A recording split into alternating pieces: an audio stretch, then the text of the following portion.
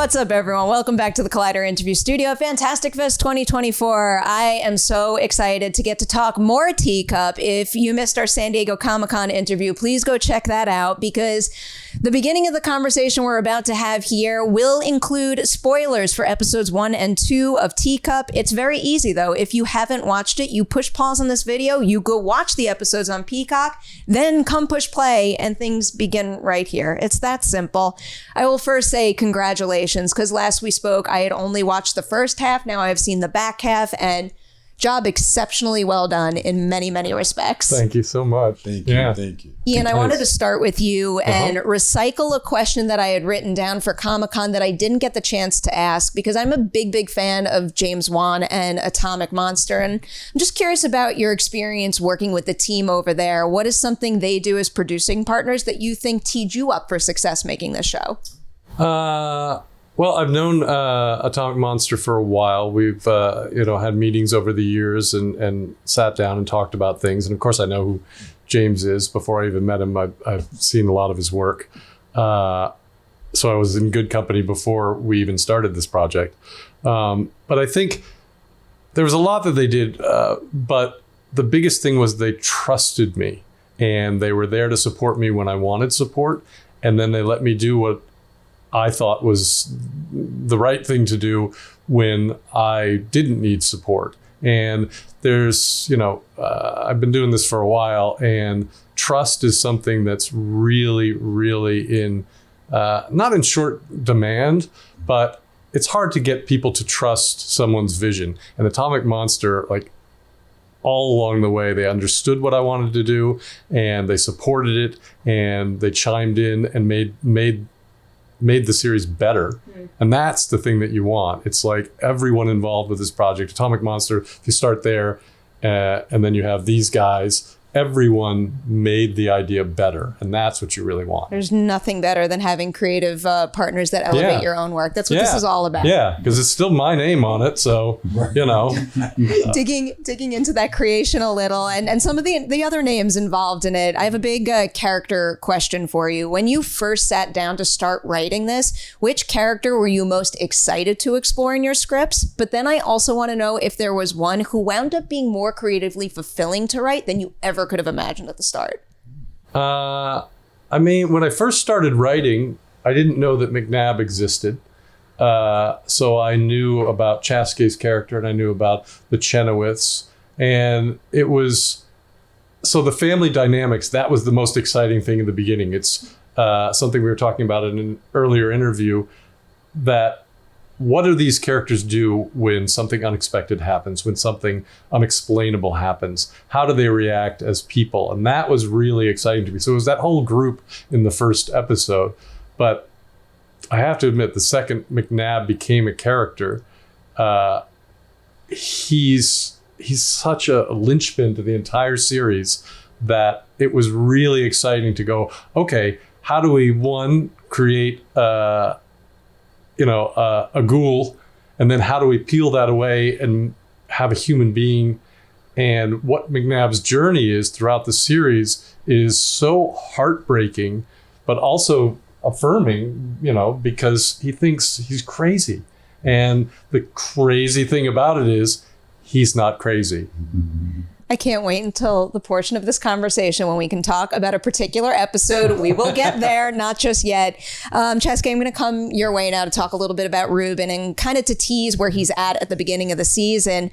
What would you say is his greatest strength at the beginning of the show? The thing about him that'll help everybody through the situation. But then I also want to know, what is his greatest weakness? The thing that could do him in with everything that's going on. I think his greatest weakness is probably his anger.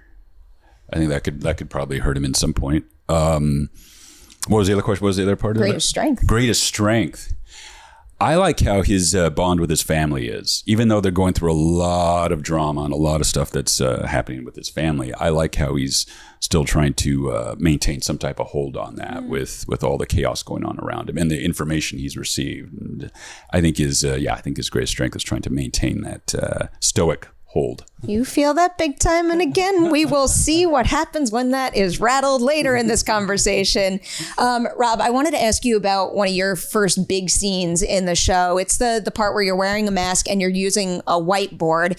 And we will obviously learn more about your character later on, but that scene where your face is covered and you're not speaking still needs to set the foundation for who McNabb is. So what are some things you wanted to give to that scene so that, you know, when people tracked it back, they still saw that that was still the same person?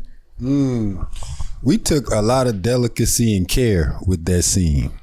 You know what I mean? That's one way to put it. The other way is we really had to figure it out. Like, okay, how does it come across? We took a lot of time with that scene. Yeah, Sorry, I don't mean to interrupt. No, please.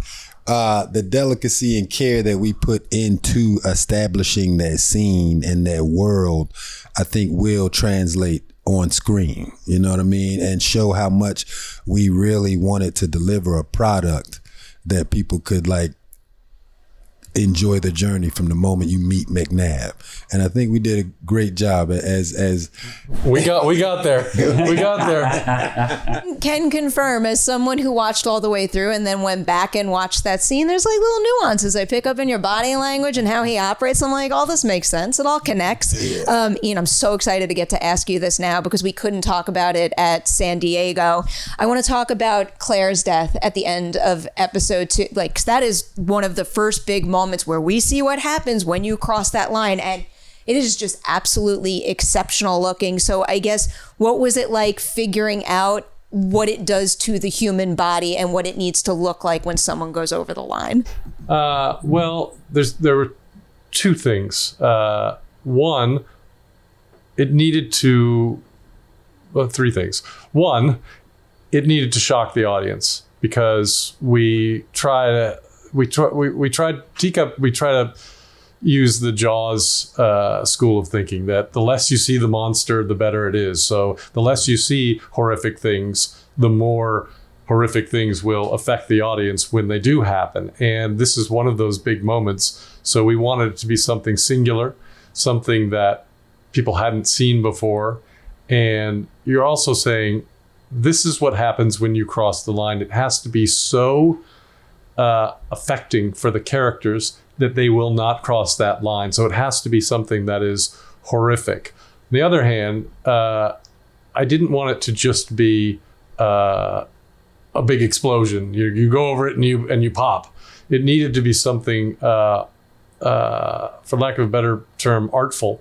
And the design, the way that bones work when you cross the line, the choreography, the both the actress and our stunt coordinator, they did an amazing job that even without VFX, it's incredibly effective. So then when you add in those VFX, what you want to do is heighten that.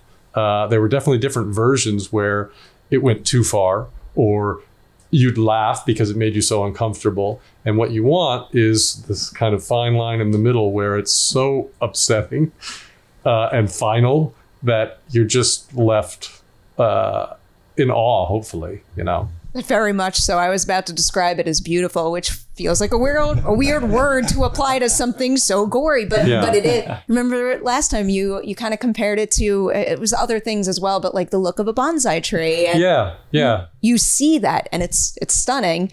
I wanted to ask one more broader question before we dip into 5 and 6 spoilers here for you, Ian, because release strategy with these shows is always such a hot topic of conversation where, like, do we do the binge watch? Do we do week to week? You kind of get the best of both worlds here. So can you give us a little peek behind the curtain in terms of the conversations you have with Peacock in finding a way to release your show that you think is going to serve the story best for viewers? Yeah, Peacock did this a really great job. They came up with the idea of 2 episodes a week because I think if our show was all released on one day, then we're done, one and done. Because what I hope and what I think is if you watch one episode, you're going to watch the next episode. And if you watch the next episode, you don't want to stop and giving people a little bit of the satisfaction of not having to stop with one, but still having to wait a week. There is some